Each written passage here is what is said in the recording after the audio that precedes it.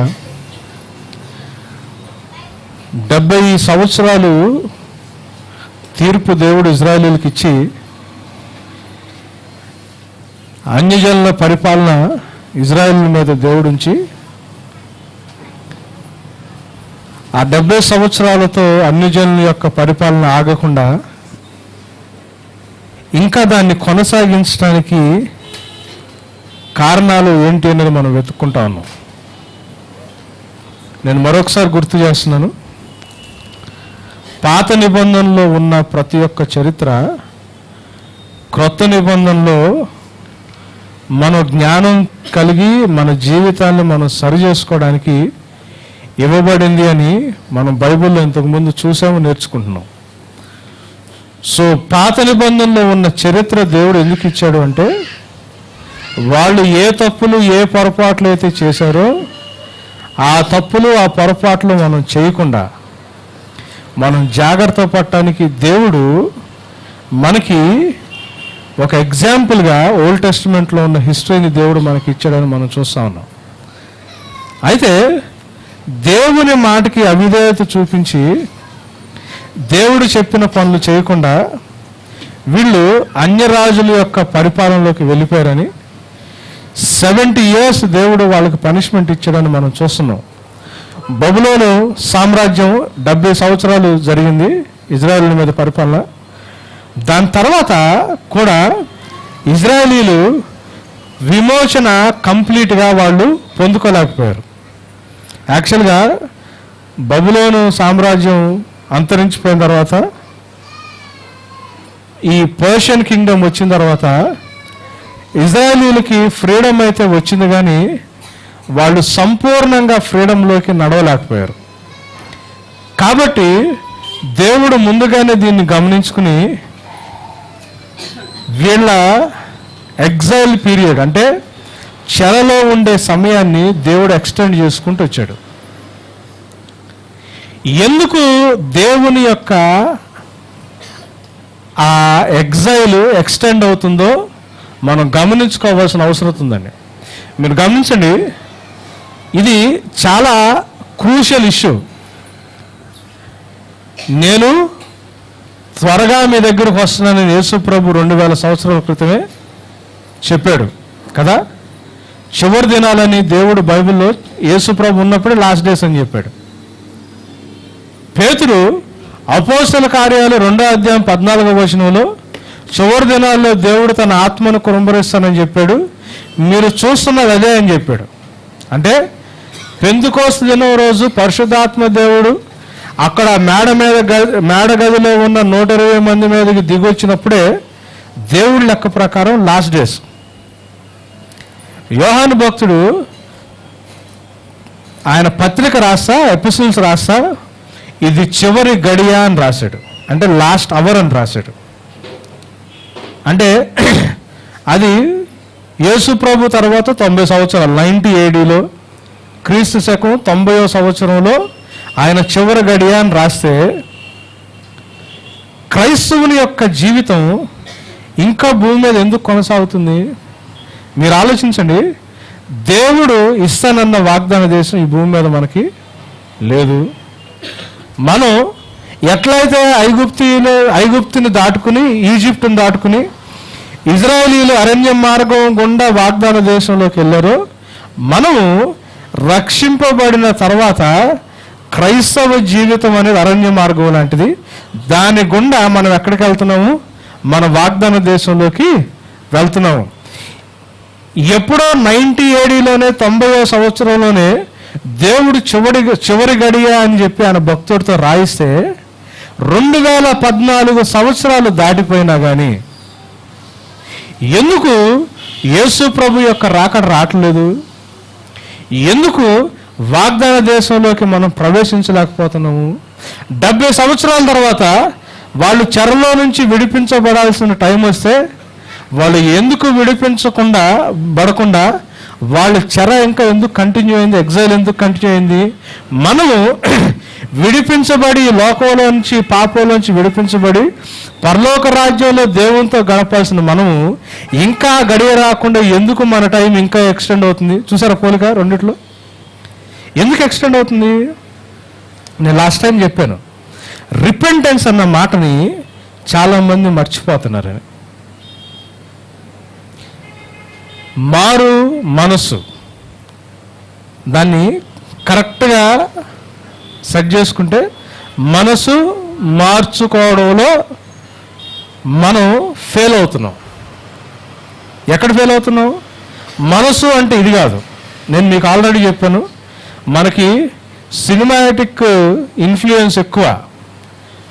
Even TV ఛానల్లో కూడా గొప్ప విషయం జరిగితే సినిమాలో ఒక పాట మ్యూజిక్ పెట్టి అది చూపిస్తారు. ఎవరైనా చచ్చిపోతే సినిమాలో ఒక పాట తీసుకొచ్చి అంటే మనం ఏడవాలన్న సినిమా కావాలా, మనం నవ్వాలన్న సినిమా కావాలా, మనకి ఉత్తేజం రావాలన్న సినిమా కావాలా? ప్రతిదానికి సినిమా లేకపోతే ఇప్పుడు మనిషి జీవితం లేనట్టు అయిపోయింది బయట. చివరికి దేశాన్ని బాగు చేయడానికి, ఓటేయడానికి ఎవరిని ఎన్నుకోవాలో కూడా సినిమా వాడే చెప్పాలి మనకు. అది పరిస్థితి. అటువంటి పరిస్థితుల్లో ఉన్నాం. ఈ సినిమా లిటరేచర్లో హృదయం అన్న మనసు అన్న ఒకటే. మనసు గాయమైంది అన్న, హృదయం గాయమైందన్న సినిమాటిక్ లిటరేచర్లో ఒకటే. కానీ బైబిల్ని ట్రాన్స్లేట్ చేసినప్పుడు మనసు అన్న మాట దేనికి వాడారు అంటే మైండ్కి వాడారు. సో నేను ఆల్రెడీ చెప్పా, ఈక్వివోకల్ వర్డ్స్ అని. అంటే ఉచ్చారణకి ఒకే రకంగా ఉంటాయి కానీ అర్థాలు వేరుగుంటాయి. సో బైబిల్ చదివేటప్పుడు అలాంటి పదాలు మనకు కనిపించినప్పుడు మనం వాటిని జాగ్రత్తగా అర్థం చేసుకోవాలా. మారు మనసు మార్చుకోవడం అంటే మన హృదయాన్ని మార్చుకోవడం కాదు, మనం ఆలోచించే విధానాన్ని మార్చుకోవడం. ఎందుకు డిలే అవుతుంది?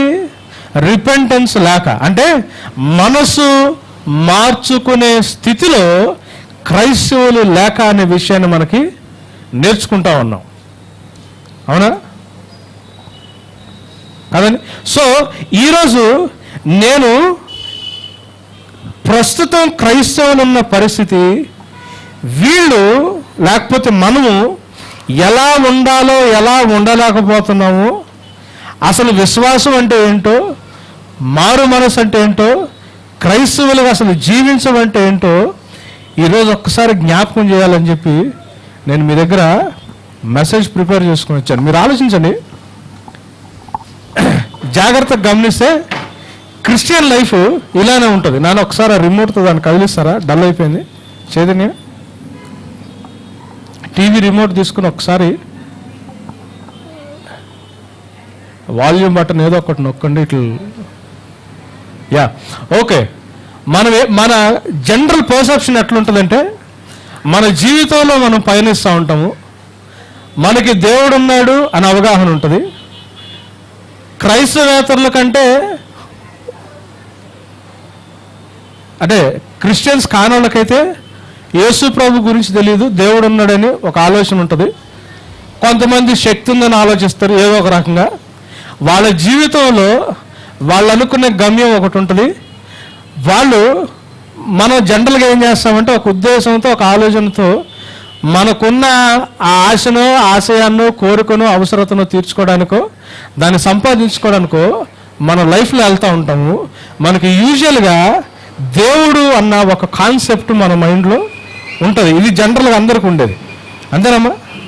ఇది జనరల్గా అందరికి ఉండేది. మనం లోకంలో దేవుడు అన్నదానికి అర్థం ఏంటి అంటే, నేను అనుకున్న బహుమానం ఒకటి ఉంది, అంటే నాకు మంచిది నేను కోరుకున్నది, దాన్ని సంపాదించుకోవడానికి నేను వెళ్తున్నప్పుడు నాలో శక్తి చాలదు, నాకు జ్ఞానం ఉండదు, కొన్నిసార్లు నాకు ఇబ్బందులు వస్తాయి, సమస్యలు వస్తాయి, రకరకాలైన ప్రాబ్లమ్స్ వస్తాయి. ఈ ప్రాబ్లమ్స్ని నన్ను దాటించి నేను అనుకున్నది నేను చేరటానికి నాకు భగవంతుడి యొక్క అవసరం కావాలి అని చెప్పి జనరల్గా మనుషులు దేవుణ్ణి అలా అప్రోచ్ అవుతారు. అంతేనా? అంతే కదా. ఈవెన్ రాకెట్ని స్పేస్లోకి వదిలేయడానికి ముందు కూడా ఇస్రో డైరెక్టర్ వెళ్ళి తిరుపతిలో ఏం చేస్తాడు? కొబ్బరికాయ కొడతాడు. ఎందుకు? రాకెట్ బాగా వెళ్ళటం అది. సో దాంట్లో ఏమన్నా ప్రాబ్లం రాకుండా ఈయన మన అప్రోచ్ దేవుడు అంటే అంతే ఉంటుంది కదా. మనం అనుకున్నది సాధించడానికి మనం జీవితంలో వెళ్తూ ఉంటాము. మనం వెళ్ళే పయనంలో మన జీవితంలో మనకి చేతగాని మనకు వచ్చే ప్రాబ్లమ్స్, మనకున్న ఇబ్బందుల్లో మనకి దేవుడు సహాయం చేసి ఆయన మనకి తోడుగా ఉండి, ఒకవేళ రోగం వస్తే స్వస్థపరిచి, ఆర్థిక ఇబ్బంది వస్తే సహాయం చేసి, వేరే రకమైన సమస్యలు వస్తే ఆయన మనల్ని సరి చేసుకుని ముందుకు తీసుకెళ్తాడని మనం జనరల్గా దేవుడి దగ్గరికి వస్తాము. దేవుడిని అందుకే అప్రోచ్ అవుతాము. మన జీవితాల్లో రకరకాల సమయాల్లో రకరకాలుగా విషయాల్లో మనం దేవుడిని కన్సల్ట్ అవుతా, అది ప్రేయర్ అనుకుని, లేకపోతే దేవుడి దగ్గరికి వెళ్ళి మొక్కుకునో, దేవుడి దగ్గరికి వెళ్ళి అడుక్కునో, లేకపోతే దేవుని దగ్గర ప్రార్థన చేసుకునో మనం ఏం చేస్తుంటామంటే, ఈయన చేస్తాడు, నాకు హెల్ప్ చేస్తాడు అన్నది విశ్వాసం అనుకుని, ఈయన నమ్ముకుంటే చాలు, నేను చేయాలనుకున్నది నేను చేయగలను అనుకోవడం విశ్వాసం అనుకుని మన జీవితంలో ముందుకెళ్తూ ఉంటాం. ఇది మన మైండ్ సెట్. ఇంతేనా మనం ఆలోచించేది ఇంక వేరేగా ఉందా? జనరల్గా ఇది మన మైండ్, ఇది మన మనసు ఎట్లా ఉంటుంది. మనసు అని కంటిన్యూస్గా వాడతాను ఎందుకంటే అది మన ఆలోచన ఎట్లా ఉంటుంది. అయితే బైబిల్ ఏం చెప్తుంది అంటే, చూడండి ఎఫెసీ పత్రిక చూడండి, మొదటి అధ్యాయానికి వెళ్ళండి, 3వ వచనం నుంచి చదవండి. 3, 4, 5 వచనాలు. మన ప్రభువైన యేసుక్రీస్తు యొక్క తండ్రియగు దేవుడు స్తుతింపబడును గాక. మిగతా వాళ్ళందరూ నా వైపు చూడండి. కుమారుడు తండ్రి అనుకుందాం. మన ప్రభువైన యేసుక్రీస్తు యొక్క తండ్రి అయిన దేవుడు స్తుతింపబడును గాక. ఎవరు? తండ్రి కదా. ఆయన క్రీస్తునందు పరలోక విషయంలో. ఎవరిలో? తండ్రి క్రీస్తునందు. ఎక్కడ? పరలోక విషయాల్లో, భూ సంబంధమైన విషయాల్లో కాదు, ఈ లోక సంబంధమైన విషయాల్లో కాదు, పరలోక విషయంలో ఆత్మ సంబంధమైన ప్రతి ఆశీర్వాదాన్ని మనకిచ్చాడు. మీ మనసు కరెక్ట్గా మార్చుకుంటారని చెప్తున్నా. తండ్రి క్రీస్తులో పరలోక విషయంలో ఆత్మ సంబంధమైన ప్రతి ఆశీర్వాదాన్ని మనకి అనుగ్రహించాడు. ఎట్లనగా, అది ఎట్లా అంటే దీన్ని ఎక్స్ప్లెయిన్ చేస్తున్నాడు, ఈ మాటను ఎక్స్ప్లెయిన్ చేస్తున్నాడు. ఎలా అంటే, తన ప్రియుని యందు తాను ఉచితముగా మనకు అనుగ్రహించి. ఆగండి. తన ప్రియుని యందు ఎవరిలో? యేసు ప్రభులో ఆయన మనకి అనుగ్రహించిన తన ఉచితమైన కృపామహిమకు కీర్తి కలుగునట్లు. మీరు ఆలోచించండి, కృప ఏ విషయాల కోసం ఇవ్వబడుతుంది? పరలోక విషయాల కొరకు. కృప పని భూమి మీద చేసిన కృప ఏ విషయాల కొరకు అనుగ్రహించబడుతుంది? పరలోక విషయాల కొరకు. ఇది మనకు అర్థం అవ్వాలా. ఆయన తన ప్రియనందు మనకు అనుగ్రహించిన తన కృపా మహిమకు కీర్తి కలుగునట్లు. ఎవరి చిత్తం? తండ్రి చిత్తం. తన చిత్తమైన దయా సంకల్పము చొప్పున. సంకల్పం ఎవరిది? తండ్రిది. చిత్తం ఎవరిది? తండ్రిది. సో తన చిత్తమైన దయా సంకల్పము చొప్పున యేసుక్రీస్తు ద్వారా. ఎవరి ద్వారా? యేసయ్య ద్వారా తనకు కుమారులనుగా స్వీకరించుటకై. ఎవరికి కుమారులుగా స్వీకరించడానికి? తండ్రికి కుమారులుగా స్వీకరించుటకై మనలను ముందుగా తన కోసము నిర్ణయించుకుని మనము తన ఎదుట పరిశుద్ధులమును నిర్దోషులమును. ఆగండి. ఇది మన ఆలోచన, మన లైఫ్ గురించి లేదా మన పిల్లల లైఫ్ గురించి. కానీ ప్రతి మనిషి విషయంలో దేవుడికి ఇంకొక ఉద్దేశం ఉంది. ఇది మన ఆలోచన, కానీ దేవుడికి ఇంకొక ఉద్దేశం ఉంది. అది ఏంటి? తండ్రి అంట యేసుక్రీస్తు ద్వారా ఆయనకి మనల్ని కుమారులుగా చేసుకోవాలని తండ్రి ఉద్దేశించాడంట. మనం అనుకున్నదేమో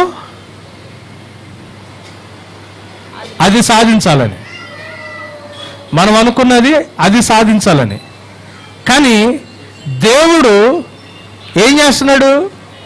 మనల్ని యేసుక్రీస్తు ద్వారా ఆయనకి కుమారులుగా చేసుకోవాలనుకుంటున్నాడు. అంటే నా జీవితంలో నేనే అనుకోండి, నా జీవితంలో నాకున్న ఉద్దేశం గమ్యం వేరు, నా జీవితం పట్ల దేవుడికున్న ఉద్దేశం గమ్యము వేరు. దేవుడు తెలియనప్పుడు అది తెలియదు మనకి. మనం ఏం చేస్తామంటే మన చుట్టుపక్కల వాళ్ళని చూసుకునో లేకపోతే మనకున్న సమాజంలో ఉన్న పరిస్థితులను బట్టి మనం ఒక గమ్యాన్ని రెడీ చేసుకుంటాం, ఇలా అవ్వాలి, ఇలా చేయాలని. అవునా?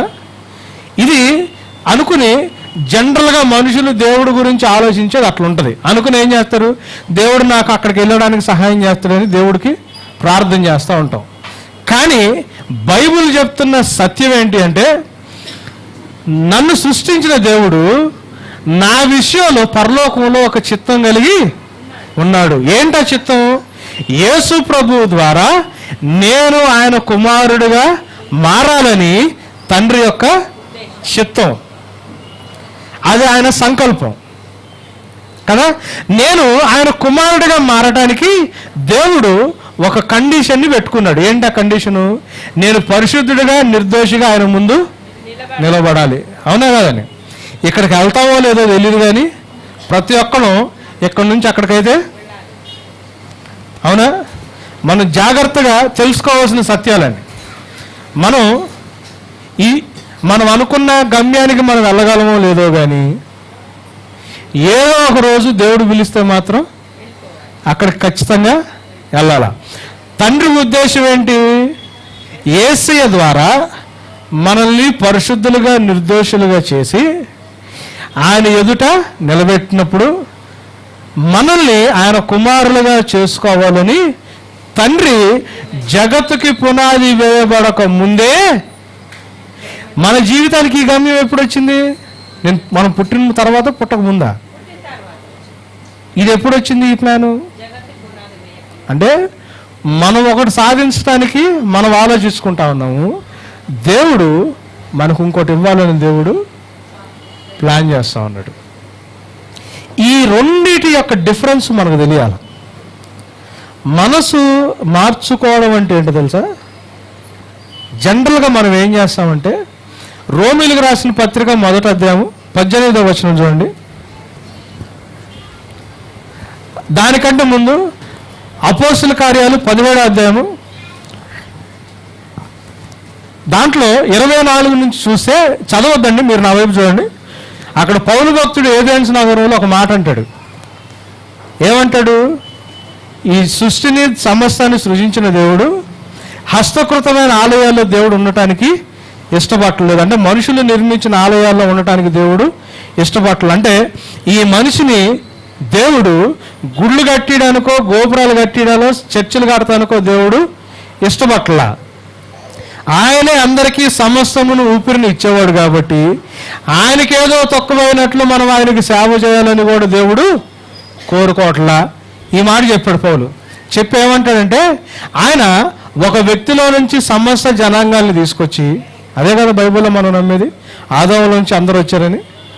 వాళ్ళు ఏ సమయంలో ఎక్కడ ఉండాలో ఎక్కడ పుట్టాలో టైంతో సహా వాళ్ళు ఉండాల్సిన పొలిమేరల బౌండరీతో సహా దేవుడు డిసైడ్ చేశాడు. ఎందుకు డిసైడ్ చేశాడు అంటే, ఏం చేయాలనుకున్నాడు దేవుడు? వీడు ఏ విధము చేతనైనా తడువులాడి వెతికి దేవుణ్ణి కనుగొంటాడేమో అనుకున్నాడు. మనిషి జీవితంలో దేవునికి ఉన్న ఉద్దేశం ఏంటి? నేను నిన్ను ఒక ప్లేస్లో పుట్టించాను, పలాని కుటుంబంలో పుట్టించాను, పలాని వ్యవస్థలో నేను వీడిని పుట్టించాను, వీడు గొప్పడై అమెరికానో ఇంగ్లాండ్ వెళ్ళి డబ్బులు సంపాదించి కారు సంపాదించి పెళ్లి చేసుకుని పిల్లలు కానీ హ్యాపీగా అది కాదు దేవుడి ఉద్దేశం. అది కాదు దేవుడి ఉద్దేశం.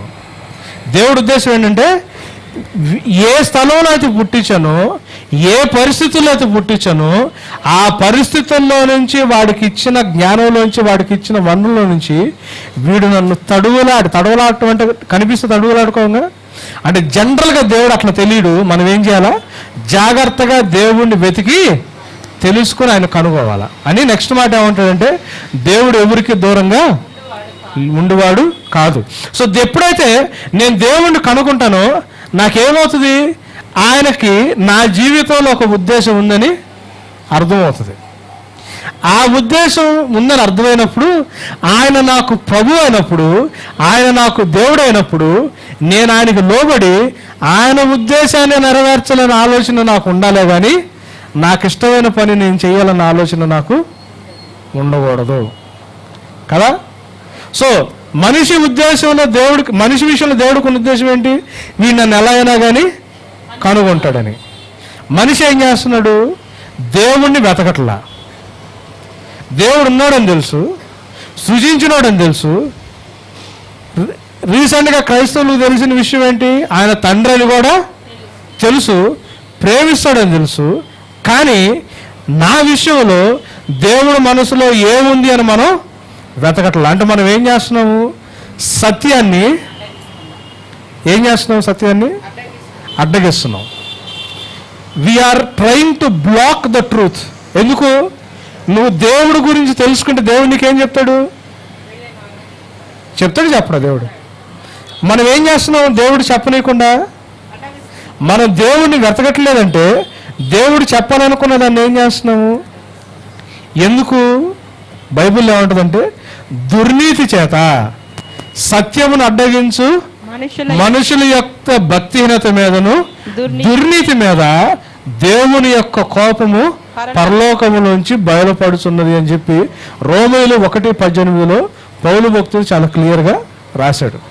మనం చేసే పని ఏంటంటే, ఈ దేవుడి గురించి తెలుసుకోవడానికి మనం ట్రై చేయకుండా, మనం అనుకున్న దానికి టైం అయిపోద్దామోనని, మనం అనుకున్నది సాధించకపోతే పిల్లలు అన్యాయం అయిపోతారేమోనని, మనం అనుకున్నది సంపాదించుకోలేకపోతే అందరి ముందు హేళన అయిపోతామేమోనని, అది మన దగ్గర లేకపోతే లోకమంతా మనల్ని ఎర్రోలుగా చూసుద్దేమోనని మనం ఏం చేస్తామంటే, ఇంట్లో వాళ్ళు తిడతారనో, సొంత వాళ్ళు ఎగతాళి చేస్తారనో, సమాజం మనం హేళన చేస్తుందనో, దాన్ని సాధించుకోవడానికి మనకున్న సమయాన్ని, శక్తిని, తెలివిని మొత్తాన్ని ఉపయోగిస్తాము. దేన్ని అడ్డగిస్తుంటాము? సత్యాన్ని అడ్డగిస్తాం. సత్యాన్ని అడ్డగించినప్పుడు ఏమొస్తుంది మనిషి మీద? దేవుని కోపం వస్తుంది. దేవుని కోపం వస్తుంది. ఇట్లాంటి సమయంలో దేవుడు ఏం చేశాడంటే, ఈ మనిషి ఆయన పట్టించుకోవట్లా, ఆయన వైపు అసలు చూడట్లేదు, దీని వైపు చూస్తున్నాడు, నడుచుకుంటూ వెళ్తున్నాడు. తండ్రి ఏం చేశాడు? ఏసీని ఈయన పక్కకి తీసుకొచ్చాడు. అర్థమవుతుందా? ఇట్లా చూడలే, ఇది ఎక్కడ పైన ఉందిగా, దేవుని వైపు చూడట్లేదు, దేని వైపు చూస్తున్నాడు? వీడు అనుకున్న గమ్యం వైపు చూస్తున్నాడు. సో దేవుడు ఏం చేశాడు? పైన ఆయన గమనించట్లేదు కాబట్టి అదృశ్య దేవుని యొక్క నిజస్వరూపం ఎవరు? యేసు ప్రభు. సో దేవుణ్ణి మనం చూస్తామని ఎవరిని పంపించాడు కిందకి? ఎవరి లెవెల్కి పంపించాడు? మన లెవెల్కి పంపించాడు. ఇప్పుడు మనం యేసు ప్రభువుని చూసాం, అమ్మయ్య దేవుడు అనుకుంటున్నాం, ఈయన స్వస్థపరుస్తున్నాడు, ఈయన సహాయం చేస్తున్నాడు అనుకుంటున్నాం, ఈయన ఉన్నాడులే అనుకుని ఇప్పుడు కూడా పైకి చూడట్లేదు, ఈయన ఉన్నాడు అని ధైర్యంతో మళ్ళీ ఏం చేస్తున్నాం? అర్థమవుతుందా? ఈయన ఉన్నాడు అనే ధైర్యంతో మనం ఏం చేస్తున్నాం? ముందుకే పోతున్నాం కానీ దేవుని వైపు చూట్లా. వెళ్ళిపోతున్న దేవుడు మనకేం చేశాడంటే, గమనించండి, 2 కొరింథీయులకు రండి. లాస్ట్ వీక్ చదువుకున్న వచనం అది, 7వ అధ్యాయం 8 నుంచి 10 దాకా. యేసు ప్రభు దగ్గరికి రావడం అంటే ఏంటి? యేసు ప్రభు దేవుడని ఊరికనే మనం రికగ్నైజ్ చేయడమా? లేకపోతే ప్రతి సండే చర్చికి వెళ్ళి ఇంట్లో వాక్యాలు పెట్టుకుని పాటలు పాడి బైబిల్ చదువుకుని హల్లెలూయా ప్రైజ్ ది లార్డ్ అవసరాల కోసం ప్రార్థన చేసుకోవడమా? యేసు ప్రభు దగ్గరికి రావడం అది కాదు. చూడండి 2 కొరింథీ 7వ అధ్యాయం 8 నుంచి చదవండి. 8 నేను వ్రాసిన పత్రిక వలన ఆ. మిమ్మల్ని దుఃఖ పెట్టినందున విచార పడను. ఆ. నాకు విచారము కలిగినను ఆ. ఆ పత్రిక మిమ్మల్ని స్వల్ప కాలము మట్టుకే దుఃఖ పెట్టనని తెలుసుకొని ఉన్నాను. ఉమ్. మీరు దుఃఖపడితిరని ఉమ్. సంతోషించుట లేదు కానీ ఉమ్. మీరు దుఃఖపడి మారు మనసు పొందితిరని ఇప్పుడు దుఃఖపడి మనసు మార్చుకున్నారని మనకు అర్థమయ్యేటట్టు. మీరు దుఃఖపడి మీ మనసు మార్చుకున్నారని, మీరు ఆలోచించే విధానాన్ని మీరు మార్చుకున్నారని నేను ఇప్పుడు సంతోషపడుతున్నాను అంటున్నాడా. ఏలయనగా ఆ. ఏ విషయంలోనైనాను మా వలన మీరు నష్టము పొందుటకై ఉమ్. దైవ చిత్తానుసారంగా దుఃఖపడితిరి. ఎలాంటి దుఃఖం ఇది? దైవ చిత్తానుసారమైన దుఃఖం అంటే అర్థం ఏంటి? ఇది ఉట్టి దుఃఖం కాదు. దైవ చిత్తానుసారమైన దుఃఖం అంటే ఏంటి? ఇది నా చిత్తం కదా, నేను ఆయన పట్టించుకోకుండా వెళ్ళిపోతున్నా. సువార్త నా దగ్గరికి వచ్చింది, లేఖనాల ప్రకారం యేసు ప్రభు ఈ లోకానికి వచ్చాడని, లేఖనాల ప్రకారం ఆయన సిలువ వేయబడ్డాడని, లేఖనాల ప్రకారం ఆయన సమాధి చేయబడి, ఇదే కదా సువార్త. 1 కొరింథీ 15 ఇదేగా ఉంటుంది. లేఖనాల ప్రకారమైన 3వ దినాన తిరిగి లేచాడని, ఇప్పుడు అదృశ్య దేవుని యొక్క కుడి చేతి పక్కన కూర్చుని ఉన్నాడని, మన కోసం స్థలం సిద్ధపరుస్తున్నాడని, మనం తీసుకెళ్ళటానికి మరలా. ఇదేనా సువార్త? ఇంకేమని చెప్పారు? ఆయన యందు విశ్వసించిన వారు ఒక మంచి కారు కొనుక్కుని, మంచి భార్యతో, పిల్లా పాపలతో, ఐశ్వర్యంతో, ధనంతో వర్ధిల్లి లోకంలో మంచి పేరు తెచ్చుకుని గొప్ప జనాంగం అవుతారని బైబిల్ అక్కడ రాసిందా? లేదుగా. ఆయన యందు విశ్వసించిన వారు నశించక నిత్యజీవం. ఎందుకు నశించడం? కొంచెం ముందు జరిగితే లోకానుసారమైన దుఃఖం ఒకటి ఉంది. లోకానుసారమైన దుఃఖం ఏంటి? ఏం తీసుకొస్తుంది? మరణాన్ని తీసుకొస్తుంది. మనకున్న బాధ ఏంటి? మనం అనుకున్నది చేయలేకపోతున్నాం కదా, మనకు కావాల్సింది మనం సంపాదించుకోలేకపోతున్నాం, నా అవసరతను నేను తీర్చుకోలేకపోతున్నాను. ఇది లోకానుసారమైన దుఃఖమేగా. ప్రభువా నన్ను ఆశీర్వదించు. కానీ పరలోక విషయంలో ఎట్లాంటి ఆశీర్వాదాలు ఇచ్చాడు దేవుడు?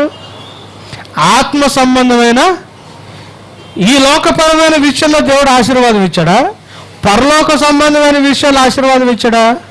ఇంత చదివాం కదా ఎఫెసీ 1:3.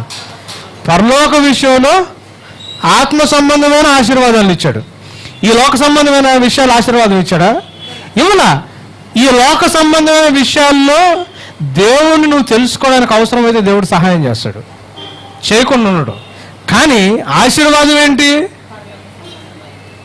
ఆయనతో పాటు సదాకాలం జీవించటం. ఆత్మ సంబంధమైన ప్రతి ఆశీర్వాదం, యేసు ప్రభు రక్తం చేత కడగబట్టం, యేసు ప్రభు స్వరూపంలోకి మార్చబట్టం, యేసు ప్రభు జ్ఞానంలోకి సంపూర్ణంగా ఎదగటం, యేసు ప్రభుతో పాటు దేవుని యొక్క స్వాస్థ్యములో పాలు పంచుకోవడం, యేసు ప్రభు లాగా మనోగోడ దేవుని కుమారులుగా సదాకాలం తండ్రితో పాటు జీవించగలగటం క్రైస్తవుని యొక్క ఆశీర్వాదాలు. అది ఆశీర్వాదం. నీ లైఫ్లో దేవుడు నీకు అవసరాల్లో చేసేది సహాయం, అది ఆశీర్వాదం కాదు. నీ లైఫ్లో దేవుడు నీకు చేసేది సహాయం. ఆయన కృపను బట్టి, ఆయన మంచితనాన్ని బట్టి దేవుడు నీకు సహాయం చేస్తాడు. కానీ పరలోక విషయంలో ఆత్మ సంబంధమైన ప్రతి ఆశీర్వాదాన్ని ఆయన మనకి అనుగ్రహించాడు. సో నేను వెళ్తున్నాను, నాకు సువార్త తెలిసింది. సువార్త తెలిసినప్పుడు యేసు ప్రభు ఎవరో నాకు అర్థమైంది. ఎవరైనా అర్థమైంది? దేవుని కుమారుడు. తండ్రి దగ్గరికి తీసుకెళ్ళటానికి ఆయన నా పాపాల నిమిత్తం చనిపోవడానికి, నన్ను క్షమించడానికి ఈ లోకానికి వచ్చాడు. తెలిసినప్పుడు తండ్రి నిన్ను పంపించాడా? తండ్రి విషయంలో, తండ్రి హృదయంలో నా గురించి ఏముంది అని మనం యేసు ప్రభువుని అడగమా?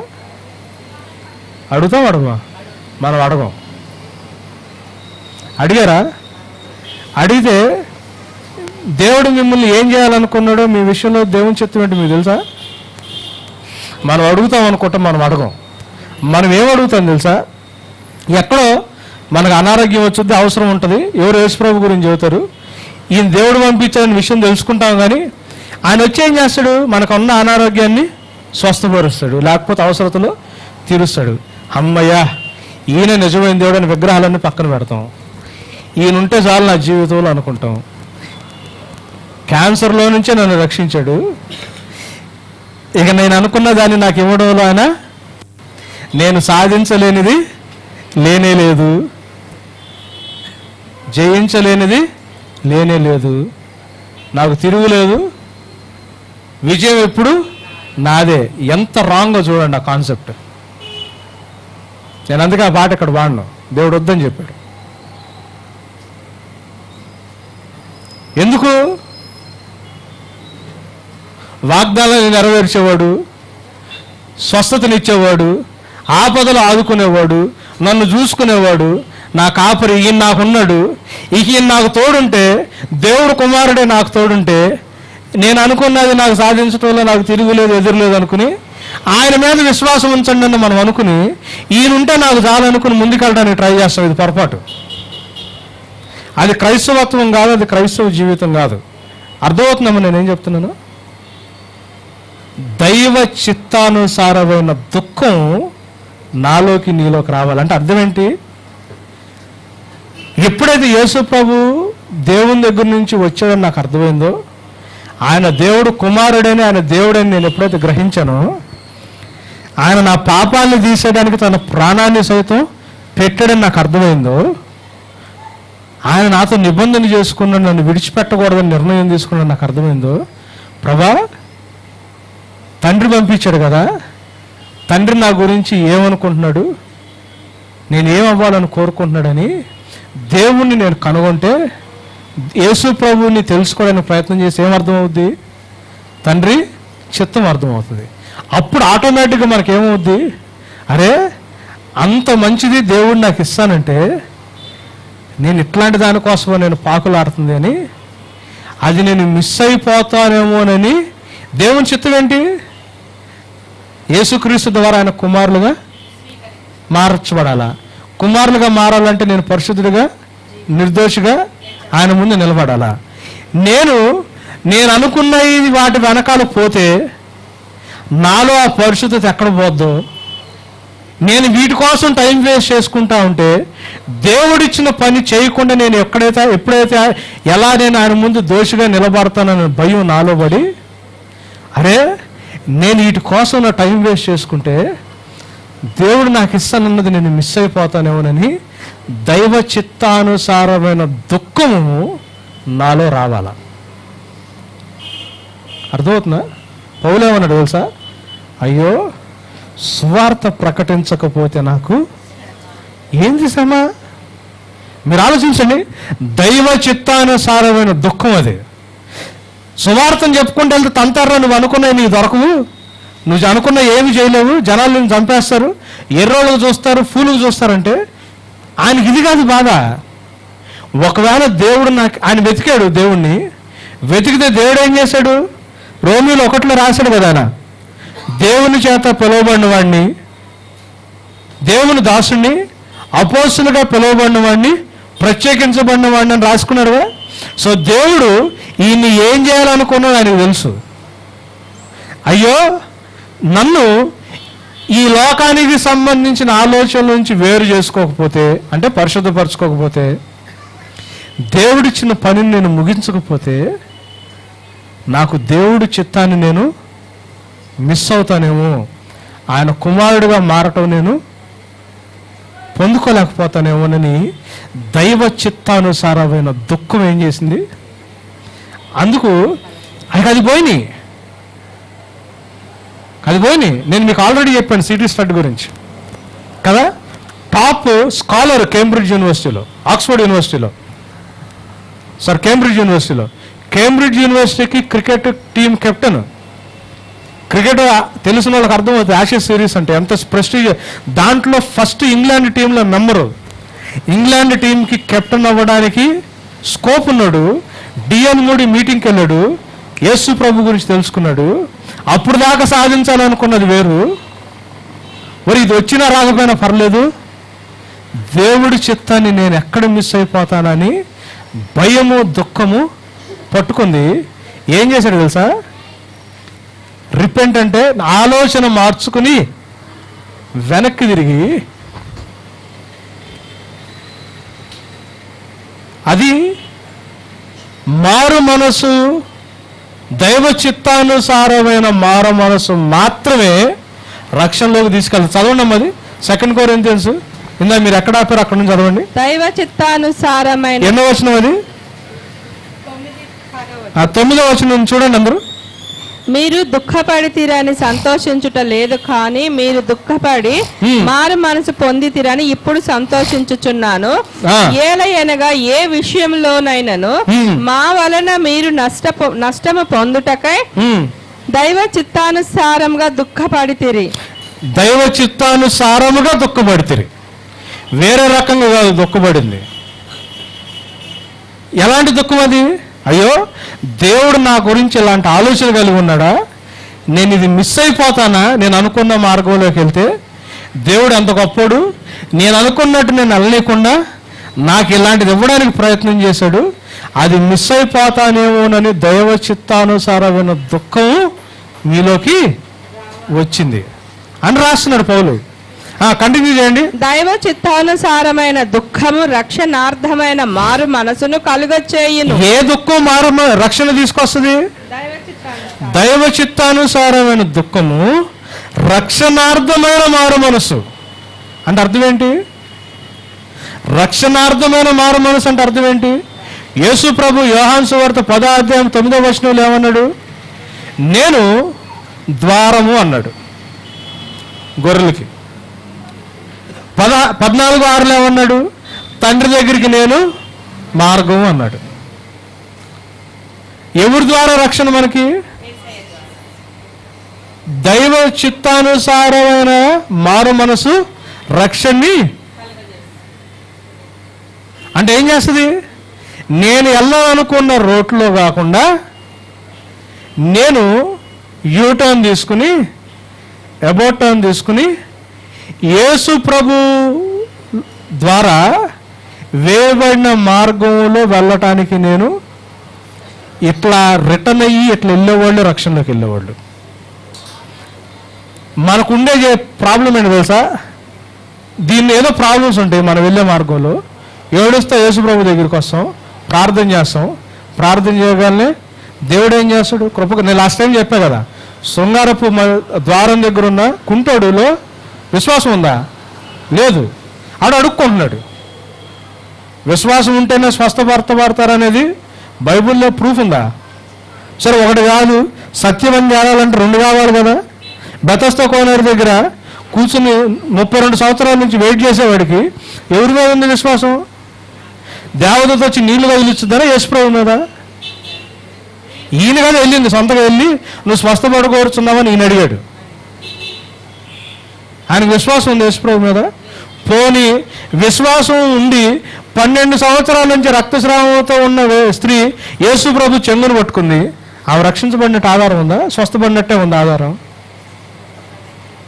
స్వస్థపడినట్టే ఉంది, రక్షించబడినట్టు ఆధారం ఉందా?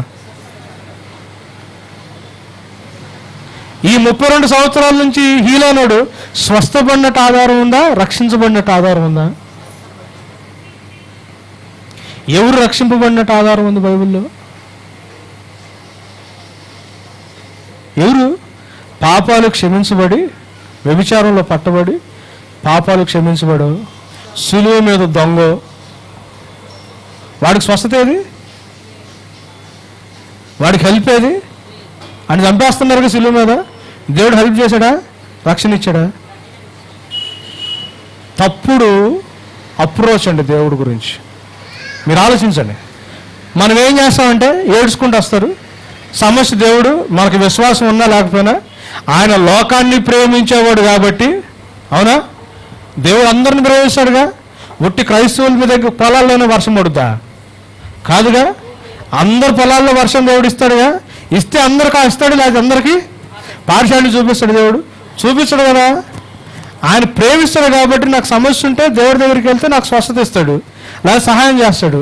అమ్మయ్య యేసు ప్రభు దేవుడు, ఈయన నిజమైన దేవుడు అని నా అన్ని పక్కన పడేస్తాను, విగ్రహాలన్నీ పడేసి ఇక ఈయన ఉంటే చాలనుకుని ఆ ఏడ్చి అట్లా ప్రార్థన చేయడం, అది ఎలాంటి ప్రార్థన? ఎట్లాంటి దుఃఖం అది? దైవ చిత్తానుసారమైన దుఃఖమా, లేకపోతే నాకు ఈ లోకంలో కలిగిన దుఃఖమా? ఇలా ఏడ్చి యేసు ప్రభు దగ్గరికి వచ్చి ఈ నిజంగా దేవుడు అని నమ్మి ప్రతి ఆదివారం చర్చకు వస్తారు. ఎందుకు వస్తారు? ఇంకా ఏమన్నా సమస్యలు వస్తే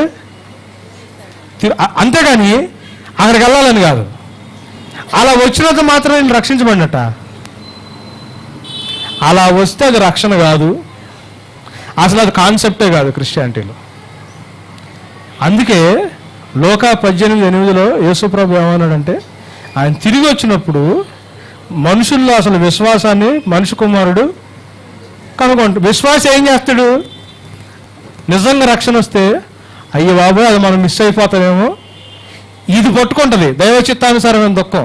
సో దేవుని యొక్క సేవ చేయకపోతే, దేవుని యొక్క చిత్తాన్ని చేయకపోతే నేను తండ్రి ఎదుట పరిశుద్ధుడిగా నిర్దోషిగా నేను నిలబడలేను.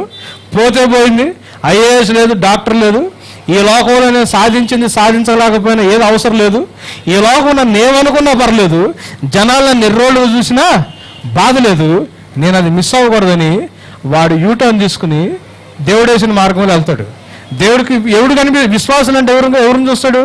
ఎక్కడ? దీంట్లో చాలామంది యేసు ప్రభువే దేవుడు అనుకుని, ఆయన మనకు సహాయం చేస్తాడు అనుకుని, స్వస్థపరిచేవాడు, కృపామయుడు, దయామయుడు అన్ని చేస్తాడు అనుకుని ఆయన నమ్ముకుని ఇటు వెళ్తూ ఉంటారు. వీళ్ళందరూ విశ్వాసులా? కాదు. ఆయన నమ్ముకుని ఇటు వెళ్ళినంత మాత్రాన్ని విశ్వాసులు కాదు.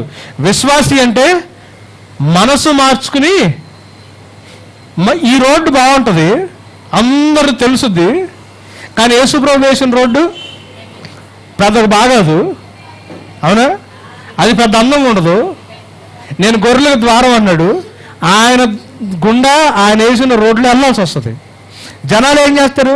అరే నువ్వు పిచ్చోడో మంచోడా, ఎంత మంచి రోడ్డు ఉంచుకున్నట్టు ఎందుకు పోతున్నావు అంటారు. నీకెంత మంచి ఫ్యూచర్ ఉంది, నీకు ఇన్ని టాలెంట్స్ ఉన్నాయి, నీ లైఫ్ ఏమైపోద్ది, ఎందుకు వదిలేసుకుంటున్నావు అని అంటారు. ఇది సరైన రోడ్డు కాదు, ఇలా బ్రతికితే నువ్వు జీవించలేవు, నువ్వు తినడానికి ఉండదు, నువ్వు వేసుకోవడానికి ఏముంది, నువ్వు వేస్ట్ అయిపోద్దురా నీ లైఫ్ అంటే. ఆయన ఏమన్నాడు? నా ద్వారా తప్పితే తండ్రి దగ్గరికి ఎవరు? సో నేనేం చేయాలా? నా విధానాన్ని మార్చుకుని, నేను మనసు మార్చుకుని, నా ఆలోచన విధానాన్ని మార్చుకుని, నేను యేసు ప్రభు వేసిన రూట్లోకి నేను. కొంతమంది ఉన్నారు, ఆయన కింగ్, నిజమే కింగే, ఆయన దేవుడు, నిజంగా దేవుడే, ఆయనకు అసాధ్యం ఏమైనా ఉందా? ఏమీ లేదు. ఆయన చేయలేని ఏమైనా ఉందా? ఏమీ లేదు అని నమ్మి ఆయన ఏమేం చేస్తాడు, ఆయనకు మనకుంటే తిరుగులేదని ఈ రోడ్లు వెళ్ళటానికి దేవుడు కారు ఇస్తాడు, ఇల్లు ఇస్తాడు అనుకుని ఈ సంపాదించుకుంటా మనం అనుకున్న దానికి మనం వెళ్ళటానికి ప్రయత్నం చేసుకుంటా ప్రేయర్ మీటింగులు పెట్టుకుని ఫాస్టింగ్ ప్రేయర్లు చేసుకుని కదా, ఎందుకు? ఇటు వెళ్ళటానికి. కానీ అది అసలు విశ్వాస జీవితం కాదు, అది విశ్వాస జీవితం కాదు. ఒకసారి ఎఫెసీ పత్రిక 1వ అధ్యాయానికి రండి.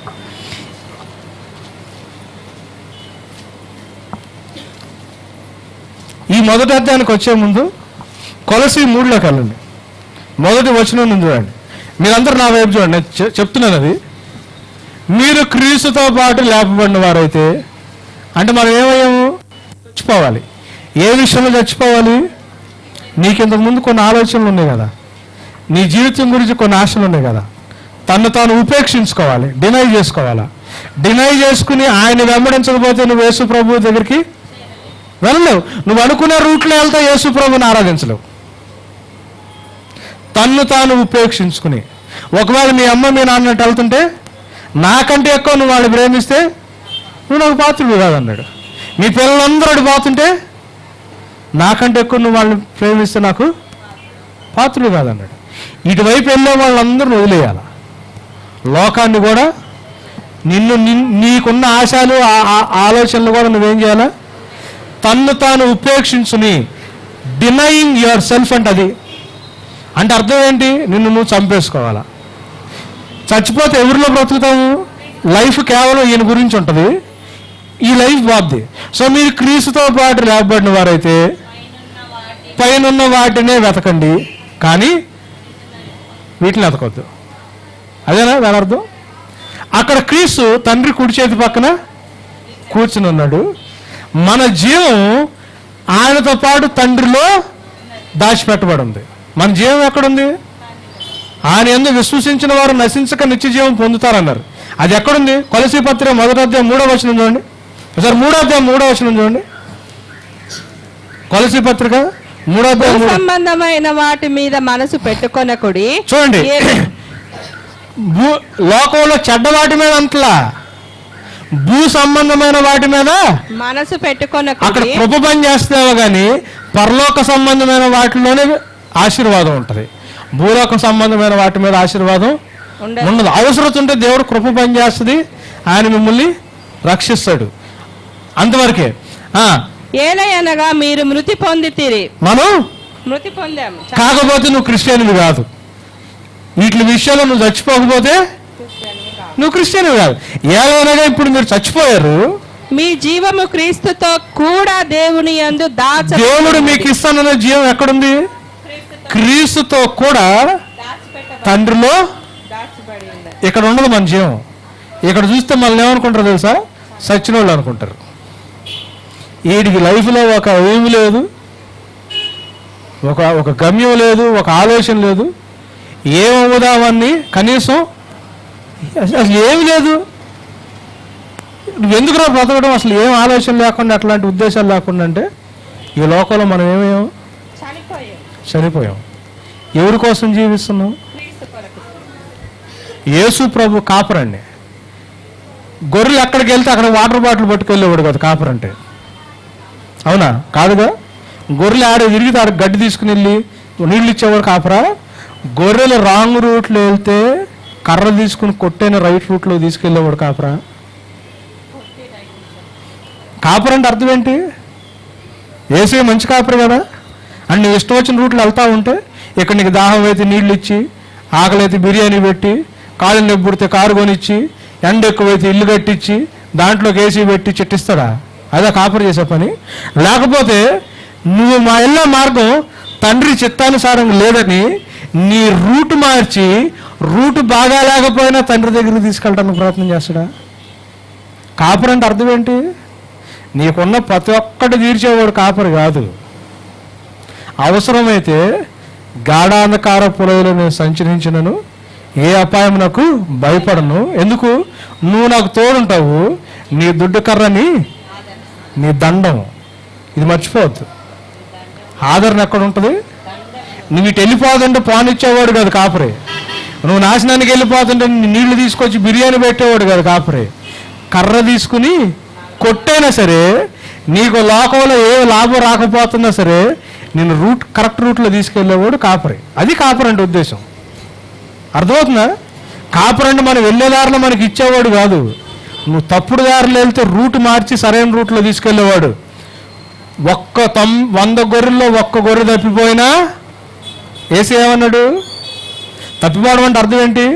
ఇటు వెళ్తే తప్పిపోవడమా, ఇటు వెళ్తే తప్పిపోవడమా? తప్పిపోవడం అంటే అర్థం ఏంటి? తాగుబోతులు సినిమాలు చూడటమా కాదు. తప్పిపోవడం అంటే ఇటు వెళ్ళిన తప్పిపోవడమేగా, అవునా? 1 గొర్రె ఇటు వెళ్ళిన నేనేం చేస్తానన్నాడు? వెతుకుతానంటే ఇటు ఎవడు వెళ్ళిపోతానని పట్టుకుని ఇటు తీసుకెళ్ళటానికి. అంతేగాని ఇటు వెళ్ళే వాళ్ళకి ఆరాం జీవితం ఇవ్వడానికి దేవుడు రాలా. మన జీవం ఆయనతో పాటు తండ్రిలో దాచిపెట్టబడింది. ఎప్పుడు బయటకు వచ్చింది మన జీవితం? ఎప్పుడు తెలుసుద్ది నువ్వు ఎందుకోసం నిలబడుతున్నావు లోకానికంటే? యేసు ప్రభు ప్రత్యక్షమైనప్పుడు. ఎప్పుడది? సెకండ్ కమింగ్ అప్పుడు. ఆయన ప్రత్యక్షమైనప్పుడు నీ జీవం ఆయనతో పాటు మహిమలోకి లోకానికి ప్రత్యక్షం అవుతుంది. అది విషయం. అప్పుడు దాకా ఏం చేయాలా? ఈ రూట్లో వెళ్ళే వాళ్ళందరూ నేను ఎగతాలు చేస్తారు. అరే పిచ్చోడు, అదే రోడ్డు రా, ఈ రోడ్డు అట్ట కనిపిస్తుంది, నీకు ఏం కనిపిస్తుంది? ఇది కనిపించదు. ఎందుకు? దేవుడు ఇప్పుడు ఎక్కడ ఉన్నాడో కనిపించడు. అదృశ్య దేవుని దగ్గర మన జీవం ఉంది, ఆయనే కనిపించడు. ఆయనలో దాచిపెట్టిన జీవం మనకు కనిపించదా? కనిపించదు. ఆయన దగ్గర ఉన్న యేసుప్రభు మనకు కనిపిస్తాడా? కనిపించడు. కానీ మనకేంటి? నిరీక్షణ కదా. దృశ్యమైతే కనబడుతుంది, నిరీక్షణ కాదుగా. రోమీలు 8:24 ఉంది, నీ నిరీక్షణ నీ కంటికి కనిపిస్తే అది నిరీక్షణ కాదన్నాడు. సో నిరీక్షణ అంటే కనబడని దాని మీద, అది విశ్వాసం. విశ్వాసం అంటే ఏంటి? యేసు ప్రభు తండ్రి దగ్గర ఉన్నాడు, నాకు ఇస్తానన్న జీవం యేసు ప్రభుతో పాటు తండ్రిలో దాచిపెట్టబడి ఉంది. లోకమంతా ఈ రోడ్లో వెళ్తున్నా నేను ఆయన మీద విశ్వాసం ఉంది కాబట్టి నేను ఇది పాడైపోయిన గేటు, చెడిపోయిన రోడ్లాగా ఇప్పుడు కనిపిస్తుంది. ఎందుకు?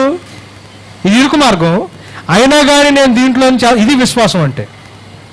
విశ్వాసం అంటే ఆయన నాకు ఉంటాడు, నేను ఏమేం చేయొచ్చు అనేది కాదు విశ్వాసం. నిరీక్షించు వాటి యొక్క నిజస్వరూపం విశ్వాసం. ఏంటి నిరీక్షణ? యోహాను 14 యేసుప్రభు ఏం చెప్పాడు? అక్కడ స్థలం రెడీ చేస్తాను, వచ్చి తీసుకెళ్తాను అన్నాడు. అప్పుడు దాకా ఈ రోడ్లు వెళ్ళండి అన్నాడు. ఆ స్థలం కనిపించలా, తండ్రి కనిపించలా, తండ్రి కుడి చేతి పక్కన ఉన్న యేసుప్రభు కనిపించలా, తండ్రిలో దాచిపెట్టబడిన మన జీవం కనిపించలా. కానీ ఖచ్చితంగా వస్తుందని నాకు నిరీక్షణ. ఆ నిరీక్షణ బట్టి మేము దృశ్యమైన వాటి వైపు కాకుండా 2 కొరింథీ 4:16 అదృశ్యమైన వాటి వైపు నిదానించి చూస్తే వెళ్తున్నాం అంటాడు పౌలు. లోకమంతా ఇది కనిపిస్తుంటుంది. ఐఏఎస్ డాక్టర్ అయితే ఎట్లాంటి ఫెసిలిటీస్ ఉంటాయో అర్థమవుతుంది. పలాని ర్యాంకు తెచ్చుకుని పలాని ఉద్యోగం తెచ్చుకుని ఇంత జీతం వస్తే ఎన్ని కనిపిస్తుంటాయి. లోకమంతా పోతూ ఉంటారు.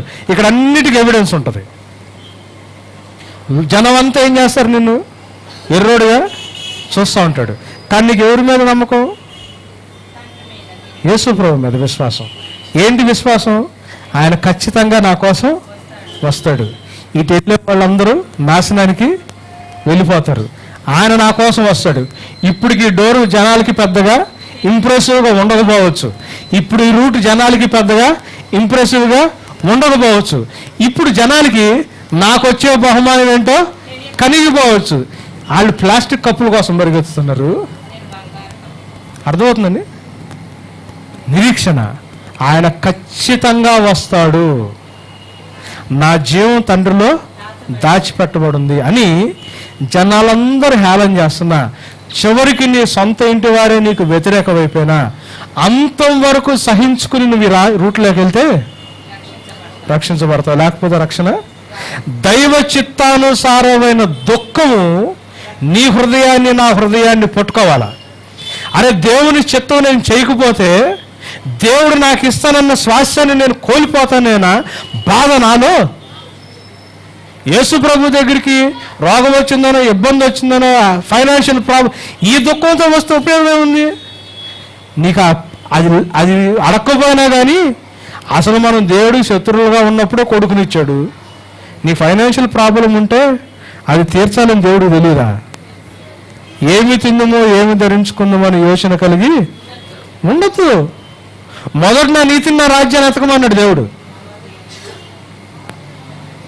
చిన్న మంద భయపడకు నీకు రాజ్యం ఇవ్వాలని తండ్రి. ఎందుకు దేనికోసం ఆలోచిస్తు? ఏ ఏడుపుతో వస్తున్నావు యేసు ప్రభు దగ్గరికి?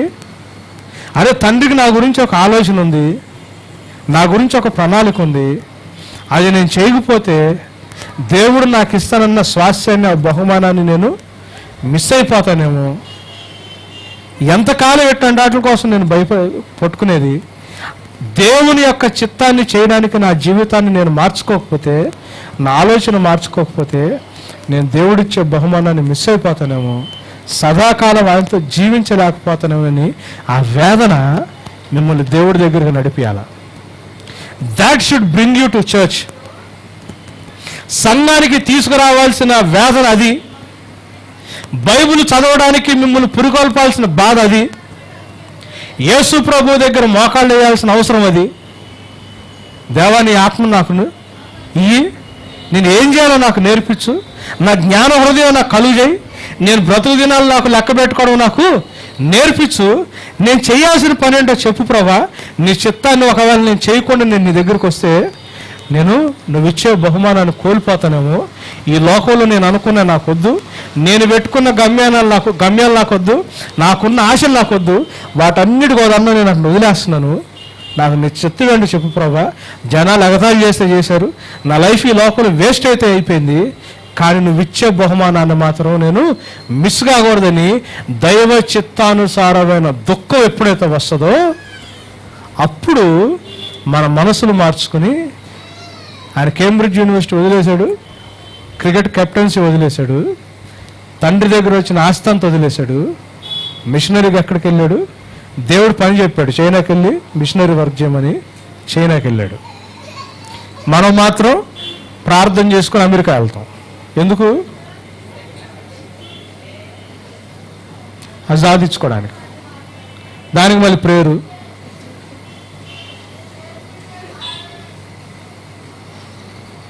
మీరు గమనించండి, నిజంగా రక్షణ పొందినవారు డేవిడ్ లివింగ్స్టన్ ఏం చేశాడు? అలా కూర్చోబెట్టి మిషనరీస్ కథలు చెప్పి చెప్పి చెప్పి తన జీవితాన్ని సైతం వదిలేశాడు, దేశాన్ని వదిలేశాడు.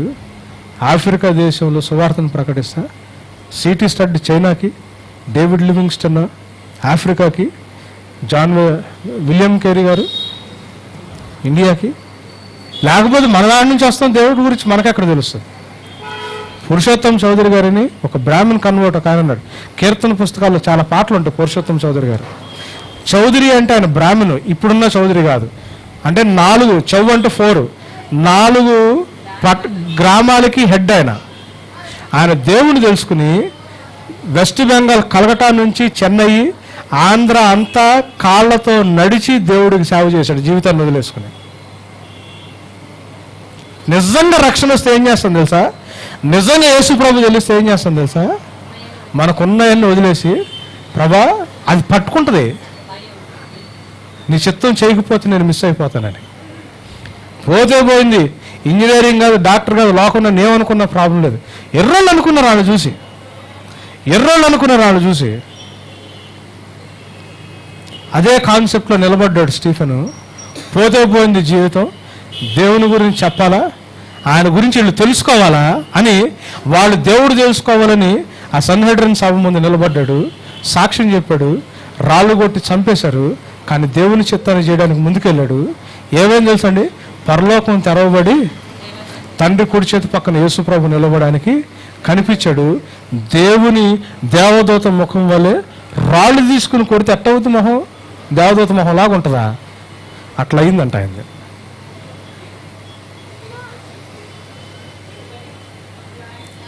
నిజంగా యేసుప్రభుని తెలుసుకున్నాం మనం? నిజంగా రక్షించబడ్డామా? రక్షించబడితే మన జీవితం ఎట్లా మారిపోద్ది అనుకుంటున్నారు?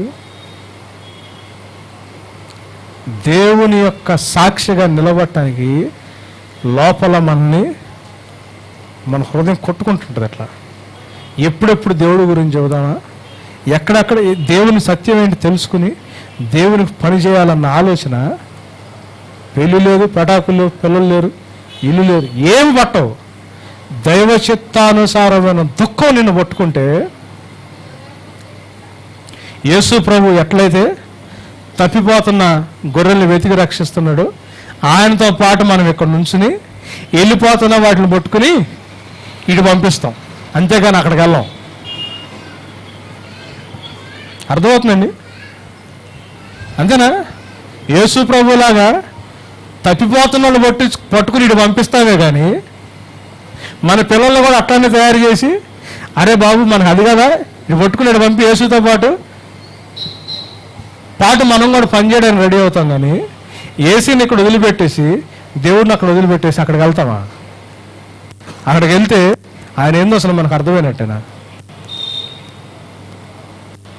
ఇజ్రాయలీలు కూడా మేము తప్పు చేసామని ఫీల్ అయ్యారే కానీ దేవుని చిత్తాన్ని తెలుసుకుని మనసును మార్చుకుని దేవుని దగ్గరికి రాలా. క్రైస్తవులందరూ మేము పాపులు అని ఫీల్ అవుతున్నారు చర్చిలో ప్రతిసారి. నేను పాపినని గుర్తిస్తున్నాం, పాపులు అని ఫీల్ అవుతున్నాం. నేను తప్పు చేస్తున్నానని ఫీల్ అవుతున్నాం. యేసు ప్రభు ఒక్కడే క్షమిస్తాడు, ఆయన ఒక్కడే రక్షిస్తాడని మనం ఒప్పుకుంటాం. కానీ మన మనసును మార్చుకుని దేవుడు ఆశించినట్టు మనం జీవించట్లా. అందుకే 2014 సంవత్సరాలైనా క్రీస్తులో తండ్రిలో దాచిపెట్టబడిన జీవం ఇంకా బయటికి కనబట్టలా. అర్థమవుతుందండి? మనం ఫీల్ అవుతాం, మనం ఒప్పుకుంటాం మన తప్పులు. యేసు ప్రభు నిజమైన దేవుడు అని ఒప్పుకుంటాం, బాధపడతాం తప్పు చేస్తున్నామని. ఆయన ఒక్కడే దేవుడని మనం ఖచ్చితంగా ఒప్పుకొని మిగతా వాటిలన్నింటిని పక్కన పెడతాం. కానీ మన ఆలోచించే విధానాన్ని మార్చుకుని మన జీవన శైలి మనం మార్చుకోం. అందుకే లోక మర్యాదల్ని అనుసరించక సంపూర్ణము ఉత్తమం అనుకూలమైన దేవుని చిత్తాన్ని వెతికి పరీక్షించి మీ మనసును మారి నూతనపరచబడాలని, సజీవ యాగాలుగా మీ శరీరాన్ని సమర్పించాలని పౌలు భక్తుడు రోమీలు 12:1-2 చాలా క్లియర్గా రాశాడు. అలాంటి జీవితం లేకపోతే మనం యేసు ప్రభు దగ్గరికి వస్తుంది కేవలం ఈ లోకపరమైన దుఃఖం, అది మరణానికి తీసుకెళ్తుంది. If you are coming to Christ, దేవుని దగ్గరికి మీ జీవితాల్లోనే మీకు సహాయం చేసి మీరు వెళ్ళాలనుకున్న చోటకు తీసుకెళ్తాడని వస్తే మీకు యేసు ప్రభు వల్ల ఎట్లాంటి ఉపయోగం ఉండదు. బ్రతికినంత కాలం మీరు ఆయన మీకు సహాయం చేస్తాడేమో కానీ కదా, ఆయన మర్చిపోను అన్నాడు. తల్లి మర్చిపోద్దేమో కానీ నేను నిన్ను మర్చిపోను అన్నాడు కదా. అరచేతిలో మీ పేరు రాసుకున్నాను అన్నాడు. శాశ్వతమైన ప్రేమతో నిన్ను ప్రేమిస్తున్నాను కాబట్టి నేను విడిచిపెట్టను. నువ్వు ఇక్కడ యూటర్న్ తిరుగుతావేమో అనుకున్నాడు, హీలింగ్ ఇచ్చాడు, నువ్వు తిరగలా, ఇంకొంచెం ముందుకెళ్ళావు, ఫైనాన్షియల్ ప్రాబ్లం వచ్చింది, ఏసయ్యా అన్నాడు. ఆయన మర్చిపోలేదు కదా, మళ్ళీ కృప చూపించాడు. ఎందుకు?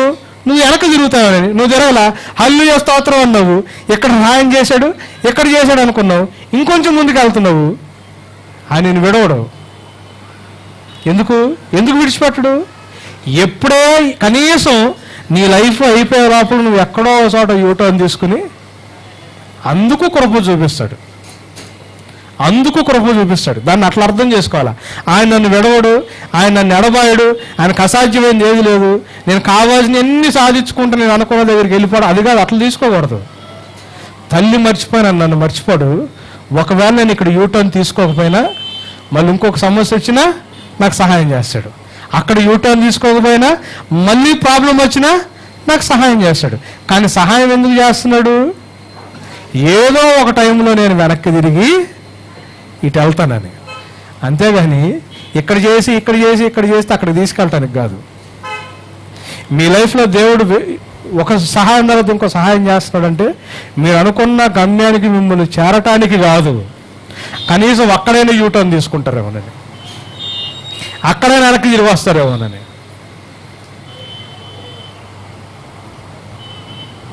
దేవుడు గురించిన ఆలోచన సరిగ్గా లేకపోతే ప్రాబ్లం అండి. మీ మనసును మార్చుకుని నూతనపరచబడాల. పాతవన్నీ గతించినాయి.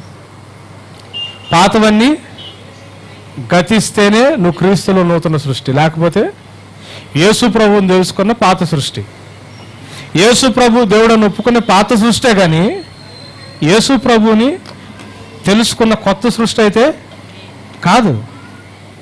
అంతే కదా. యేసు ప్రభుని తెలుసుకోకముందు మన జీవితం గురించి ఉన్న ఆలోచనలు అవి ఇప్పటికయ్యా ఉన్నాయిగా, దాని మారినాయా?